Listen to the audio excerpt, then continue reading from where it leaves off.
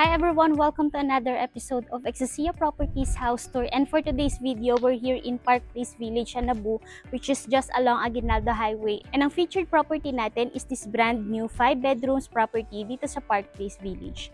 But before we start, please click like, subscribe, and hit that notification bell for more updates. This is Abby Federico, your property host.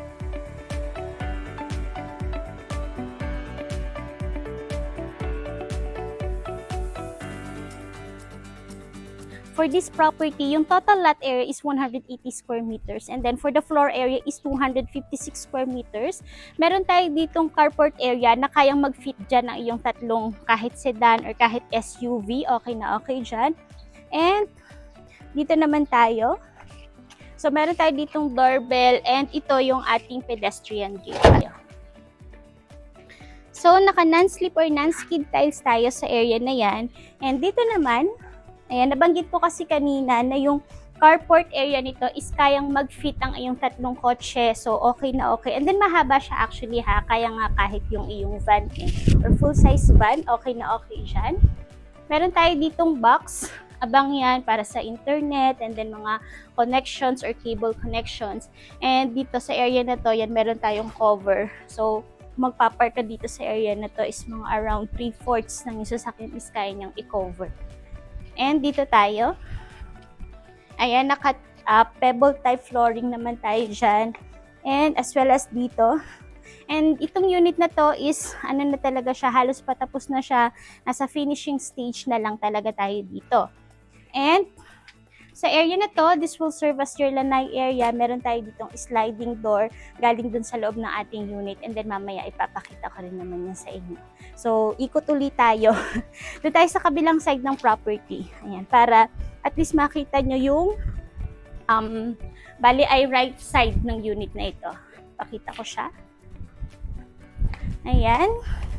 So, dito sa area na to, kung mapapansin nyo is meron na talaga tayong fence and gate sa kabuuan ng ating 180 square meters na lot.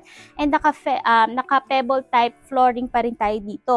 So, may mga pailan-ilan din naman na halaman na ilalagay sa unit na to for additional accent. Ayan, so may space ka pa dito. Yung setback nito is roughly around 2 meters wide. And dito sa area na to, ito yung magsaserve mo as your service area. So, may mga abang na ito or provisions na case na dito mo ilalagay ang iyong laundry area. So, may mga outdoor outlets tayo dyan, which is yung brand is Panasonic. And may mga provision na tayo para sa hose ng inyong mga washing machines.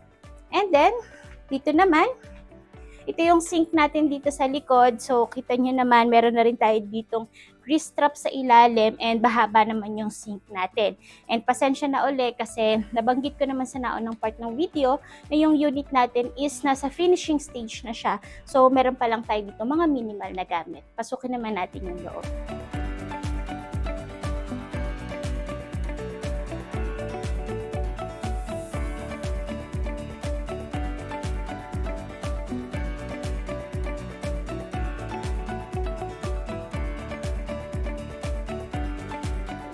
Ayan, welcome sa loob ng ating unit. Kung mapapansin nyo, bakante pa ito or wala pa tayong main door. So, magpa-flash na lang ako dito sa screen kung ano ba yung itsura ng mga usual door na nilalagay ni Interhouse sa mga property na to.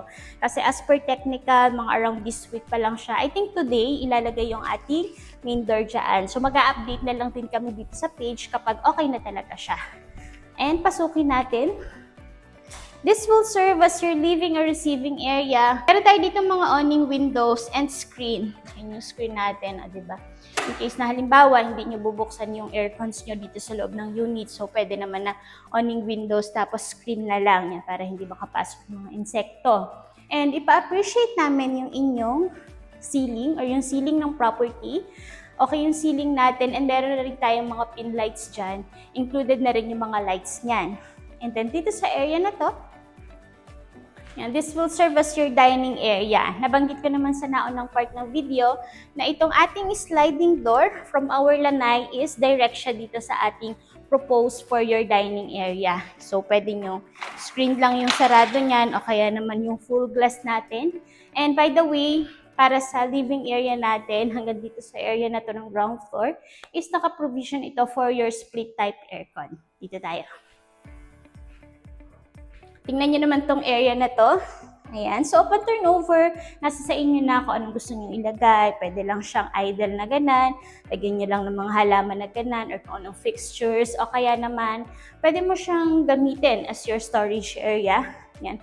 Meron yan sa mga Pinterest, yung mga cabinet sa ilalim ng hagdan. Which is magandang idea rin siya para ma-maximize yung ating space.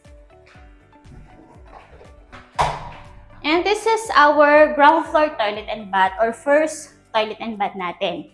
Ayan siya, floor to ceiling tiles. Meron tayo ditong lavatory. Yan yung ating freestanding lavatory. Isa sa signature ni developer na to. Meron tayong mirror, mga copper-free mirror yan or copper-free type mirror yan siya. Meron tayo ditong bidet and naka-flush na yung ating toilet or yung ating water closet. And then dito naman sa ating shower area, naka-handheld tayo dito or handheld shower. So this is a complete set of fixtures na yung ating toilet and bath. And nakaabang ito for your single point water heater. And dito tayo dumaan kasi ito ay naka-jack and jill access yung ating toilet and bath. Ayan siya. Diba? Meron itong ground floor bedroom. Usually, yung mga ini-offer talaga naming units dito sa Park Place Village o kaya naman sa Grand Park Place is meron talaga silang mga ground floor bedroom. Kasi isa din sa mga tinitingnan ni builder or ni developer is yung advantage in case na meron tayong mga kasama sa bahay na ayaw sa second floor o hindi na kayang umakyat sa second floor. So this is our first bedroom. Perfect ito or kaya dito kahit ang iyong single size bed. Malaki pa yung space na matitira actually. And meron tayong outlet dito and nakaabang ito for your window type aircon. Yan yung provision natin. And dito naman, close ko to. Meron tayo ditong cabinets. Open ko yung cabinets. Yung cabinets natin. So madami tayong mga spaces hanggang taas siya. And meron tayo diyang paglalagyan ng iyong mga hangers. Ganda yan. And after natin dito sa ating ground floor bedroom, is diretso na tayo sa ating kitchen. And this is our kitchen area. Kita niyo naman, yung property na to actually is para siyang all white. Though yung ceiling natin is meron siyang accent. Pero yung accent niya is para lang siyang may touch of gray. Kaya yon parang halos all white talaga siya. Pero open ko muna yung door para at least mas maliwanag. Ayan. Tingnan yung kitchen natin. Ang ganda ng mga cabinets. Overhead cabinets natin or modular cabinets natin. May pagka-touch of gray yung mga paints na ginamit. And yung ating mosaic backsplash which is nagko-complement din naman talaga siya sa ating cabinets. Included sa package yung ating cooktop, yung ating Techno cooktop. And tingnan nyo naman yung mga loob natin. Ayan siya. Yung ating cabinet. So, napaka-spacious. Ang dami mong malalagay dito. And dito sa space na to, pwedeng dito yung iyong refrigerator. And dito naman, ito yung ating kitchen sink. So, yung kitchen sink natin is quartz countertop siya. Isa ito sa mga naging upgrade nitong developer na to. And naka-gooseneck faucet tayo dito. Dito naman sa area na to, meron tayo ditong cabinet. Yan siya. May mga stainless pull-outs tayo dito sa area na to para in case sa mga pinamili natin, mga groceries natin. So, perfect na perfect itong ating pantry cabinet. And before we proceed with our second floor, i-recap ko lang, itong unit na to is available for sale and ready for occupancy unit dito sa Park Place Village. Along Aguinaldo Highway lang to and very accessible lang nito sa mga commercial establishments and very accessible lang din if in case na pupunta ka ng Manila or galing ka ng Manila. Yung lot area nito is 180 square meters and then for the floor area is 256 square meters.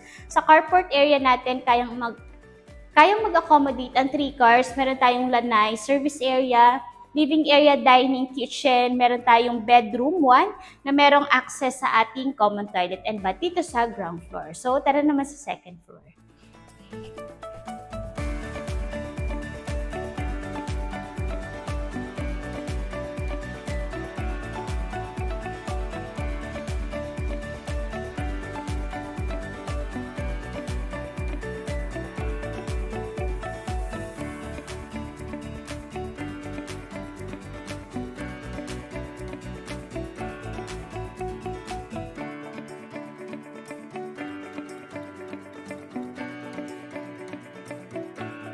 Welcome naman sa ating second floor. Ayan, ulitin ko lang ha. Sabi ko nga on finishing stage na lang tong property na to. So, mailalagay na lang na minimal na lang. Yan, tulad ng ating tempered glass. Ayan, i-install na rin yan within this week.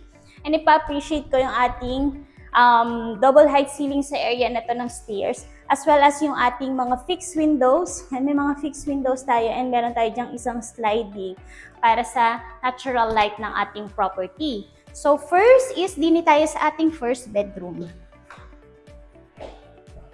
Ito yung first bedroom natin dito sa second floor. Yan, malaki yung space. Kahit maglagay ka ng iyong queen size bed, okay yan. Ito yung cabinets natin. Mga cabinets natin. And as well as yung ating mga windows. Meron tayong awning windows and yung ating screen. Diba? Nag-upgrade na rin ng screen itong si developer na to. Mga modern screen na yan eh. And dito, itong room na to is meron siyang ensuite toilet and bath. Ayan, complete set of fixtures pa rin naman to. May bidet na tayo, water closet. And ito yung ating lavatory. For our shower area naman is meron tayo ditong glass shower enclosure. And please take note na nakaabang ito for your single point water heater. So puntahan na natin yung iba pa nating mga bedrooms. Yan, this is our bedroom number 3. Yan, kasi isa sa baba, tapos 4 dito sa taas. So total of 5 bedrooms, ulitin ko lang. So, yung fixtures naman is complete set of fixtures pa rin. Para may idea kayo sa sizing, masasuggest namin is kahit maglagay ka ng iyong single size bed o kaya bunk bed, yung tinatawag natin na double deck. Ayan, para mas ma-maximize natin if mas malaki talaga yung family natin. Ayan. Ayan yung cabinets natin. If in case na mas gusto nyo talaga yung mga malalaking unit or gusto nyo talaga yung mga 5-bedroom property, so isa ito sa marirecommend namin sa inyo dito sa Inis, Cavite.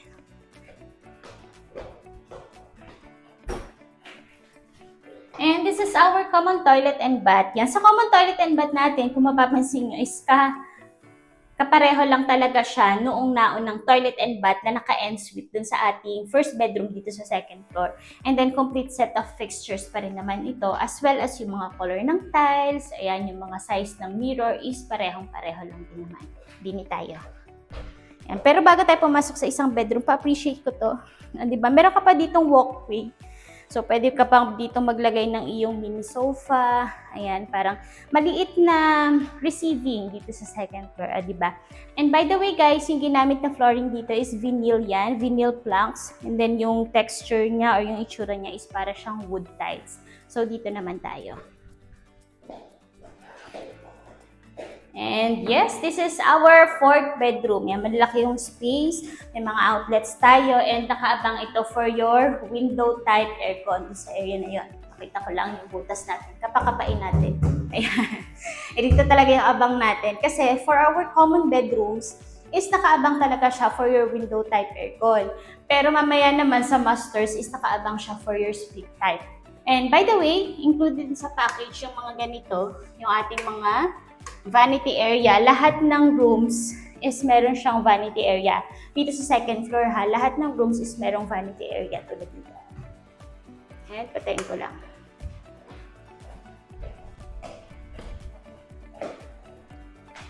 And lastly, this is our master's bedroom. Ayan, kita niyo naman ang laki.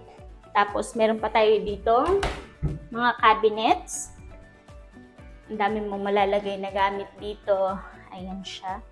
So, lahat naman ng kulay ng cabinets is nagko-complement naman siya or nagko-complement naman siya dun sa mga kulay ng mga cabinets sa kada bedroom. So, pare-pareho naman.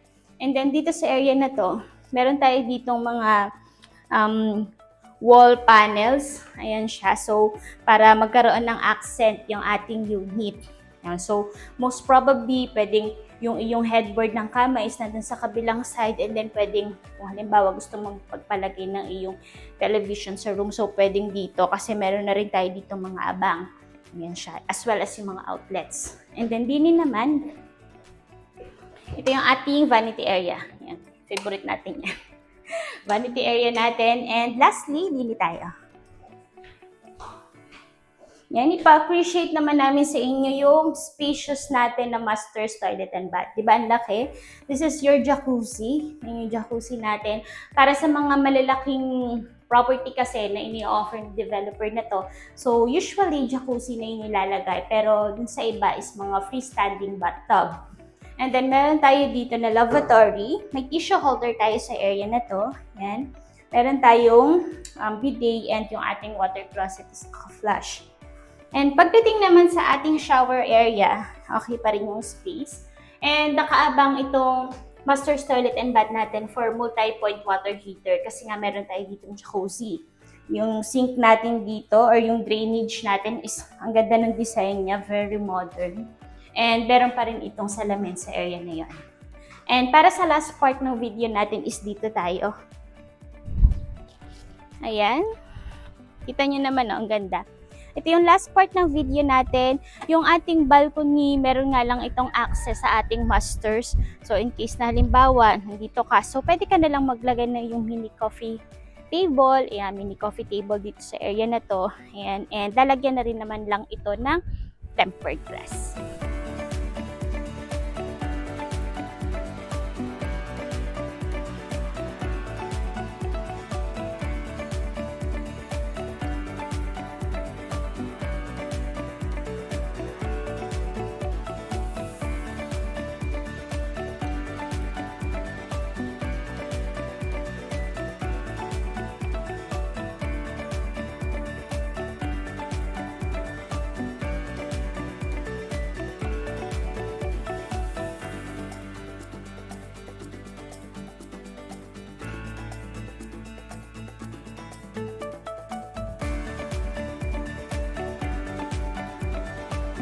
So that's it for our brand new ready for occupancy unit dito sa Park Place Village, Anabu. So kung interested ka sa unit na to and gusto mo yung malapit lang talaga going to and from Manila, ito ay available for sale dito sa Park Place Village. Ilalagay namin dyan sa description box yung full details at ang aming contact numbers. Thank you for watching!